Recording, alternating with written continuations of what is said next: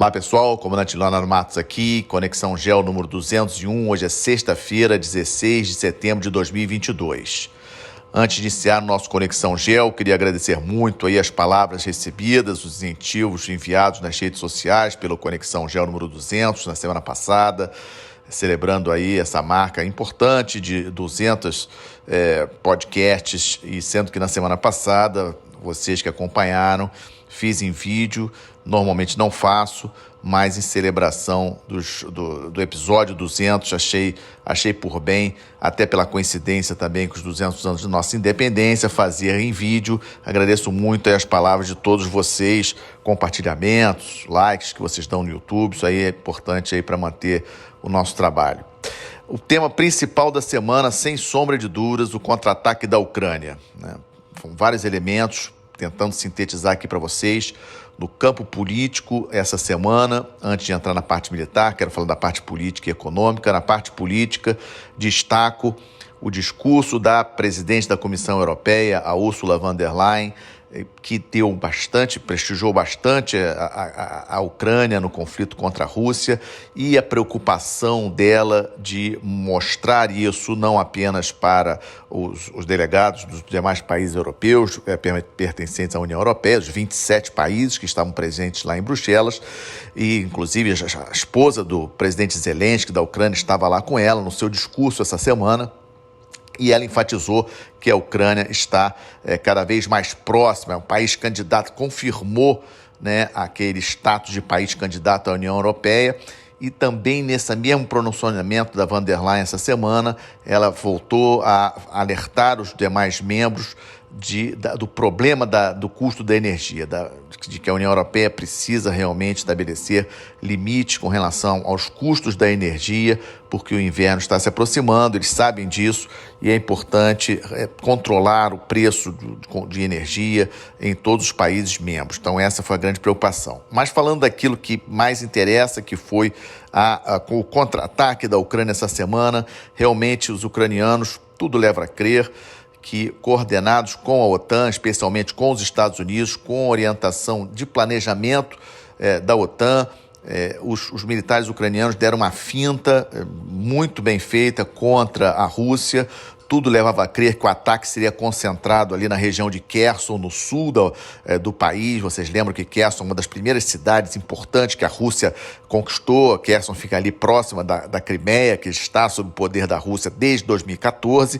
Mas, na verdade, o foco principal do ataque da Ucrânia era na região de Kharkiv, que é a segunda cidade da Ucrânia, a região do entorno. O Kharkiv sempre esteve no controle das forças ucranianas, mas o seu entorno ali, com forte presença russa, e foi, digamos assim, militarmente falando, avassaladora esse contra-ataque ucraniano naquela posição, pegando realmente de surpresa as forças russas, o que comprova que o comando e controle, a compilação do quadro tático, como nós chamamos, ou seja, o olhar para o espaço de batalha por parte da Rússia não está bom, ou seja, eles não conseguiram acompanhar e reagir a tempo esse movimento das forças ucranianas, que obviamente se desdobraram do sul para o nordeste do país em uma velocidade bastante considerável, a ponto de pegar de surpresa as forças russas.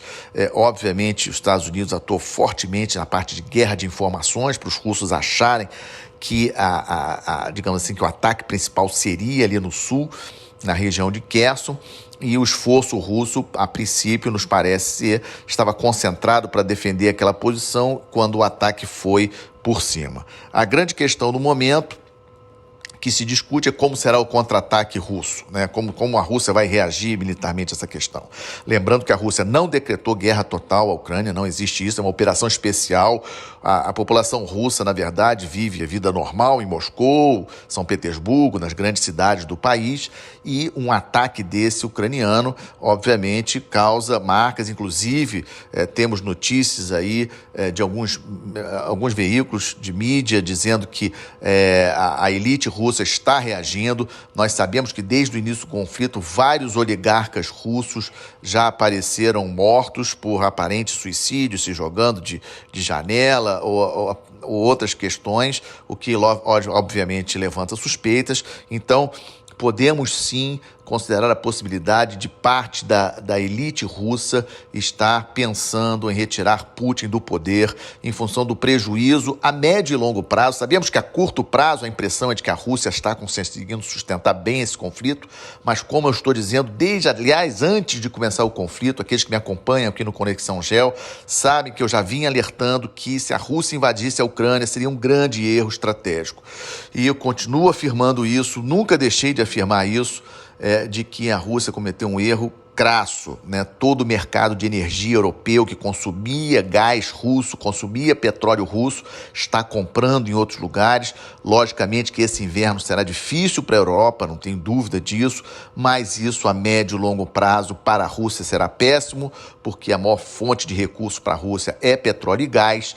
A Rússia tem em termos assim de outros produtos de exportação, não se compara ao petróleo e gás. Então vejo que há toda uma expectativa de como a Rússia vai reagir a esse contra-ataque em termos militares mesmo. Então vamos aguardar, que sem sombra de dúvida essa guerra ainda está longe de terminar, mas foi o fato mais importante da semana.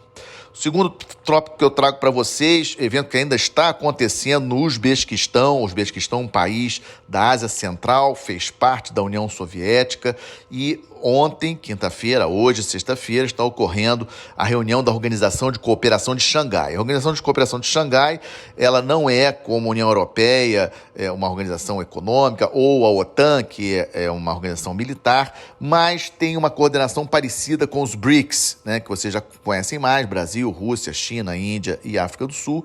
A Organização de Cooperação de Xangai, ela reúne como países membros a Rússia, a China, Índia e Paquistão, países ali da Ásia Central, e o Irã está próximo de atingir esse status.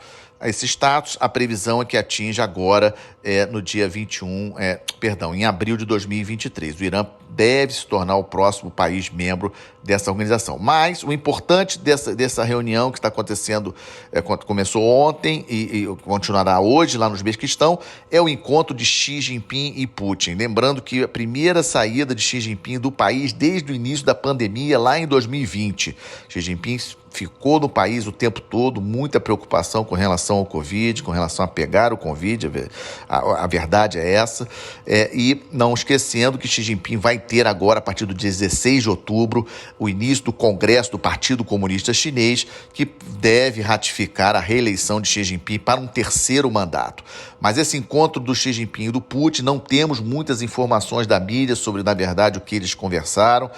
Obviamente, declarações oficiais de apoio mútuo, a Rússia, o Putin dizendo que condena a intromissão do Ocidente com relação às questões de Taiwan, e a China fazendo mais ou menos a mesma coisa em relação às sanções contra a Rússia, né?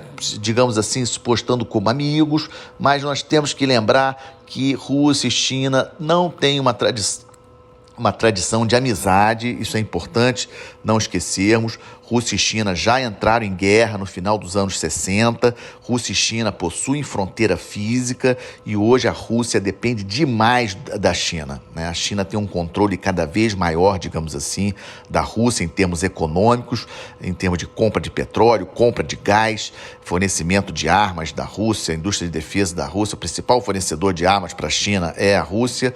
Então, Rússia é cada vez mais dependente, e essa Organização de Cooperação de Xangai é um dos fóruns que a Rússia tenta ali ter algum tipo de protagonismo, especialmente com os países da Ásia Central e os seus parceiros China, Índia, agora Irã, também um parceiro importante. Então, essa reunião de ontem entre o Xi Jinping e o Putin, ainda não temos muitos detalhes, mas vem a reforçar aí essa parceria entre os dois grandes países.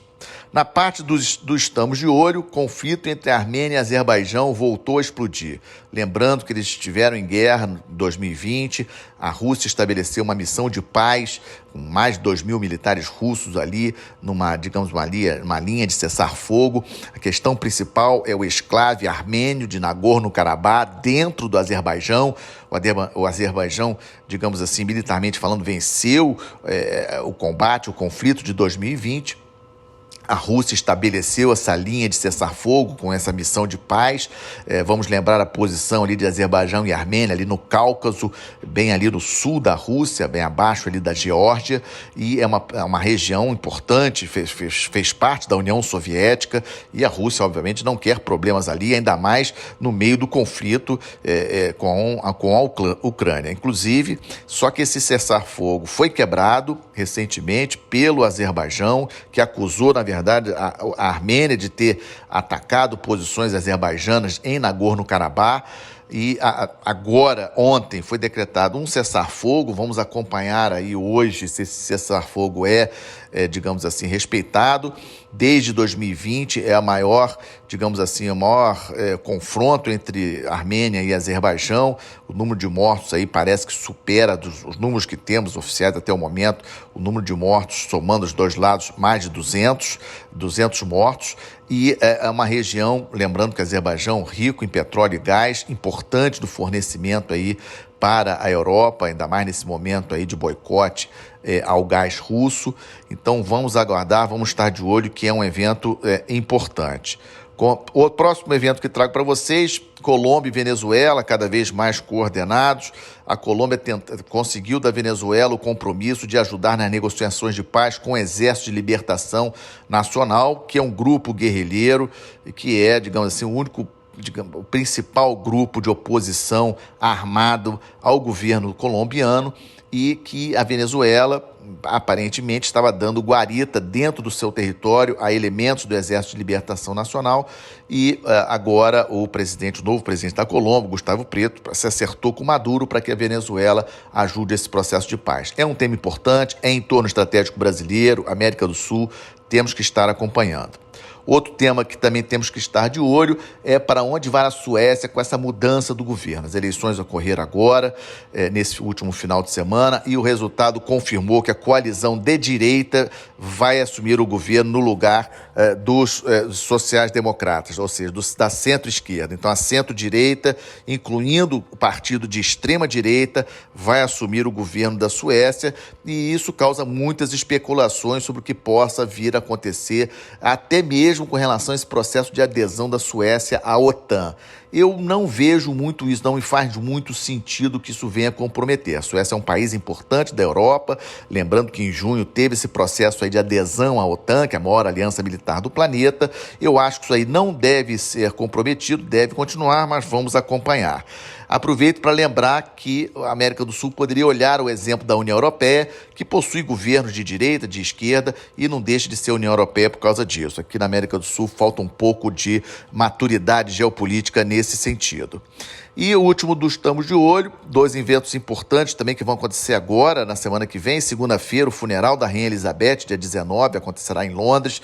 É um evento politicamente importante, muitos líderes do planeta estarão presentes. O presidente Biden dos Estados Unidos já confirmou presença, o presidente Bolsonaro do Brasil também confirmou presença, o Xi Jinping da China foi convidado, mas até o momento não vi confirmação da presença dele. O que parece é que a China vai enviar seu vice-presidente para o funeral da rainha. Logicamente, chama a atenção da gente aqueles que não foram convidados. Por exemplo, Rússia não foi convidada, Bielorrússia não foi convidada, Mianmar, onde teve aquele golpe de Estado, também não foi convidado, Síria não foi convidado, Venezuela também não foi, Afeganistão também não foi. E a Coreia do Norte, Irã e Nicarágua, apenas os embaixadores foram convidados. Então é interessante a gente ver a lista dos não convidados para esse evento do funeral da Rainha Elizabeth, que ocorrerá na segunda-feira, dia 19. E na terça-feira, dia 20, a Assembleia Geral das Nações Unidas, a sessão da Assembleia Geral das Nações Unidas, contará com os principais discursos. Na verdade, a sessão da Assembleia Geral foi aberta essa semana, na segunda-feira, formalmente, mas os principais discursos acontecerão na semana que vem. O discurso de abertura, como tradição do presidente do Brasil, na terça-feira, dia 20 de setembro, depois o presidente dos Estados Unidos e assim por diante. O Núcleo de Avaliação da Conjuntura da Escola de Guerra Naval, que eu tenho a honra de coordenar, vai mais uma vez produzir um boletim especial sobre a Assembleia Geral das Nações Unidas. E aí, como boa notícia, como sempre gosto de trazer, duas boas notícias: o avanço das negociações do Mercosul com o Japão, importantíssima essa parceria. O Japão é a terceira maior economia do planeta. Estou muito otimista para que esse acordo saia logo. E a outra boa notícia, uma ótima notícia, mais um mês bom para a economia brasileira em agosto, com deflação.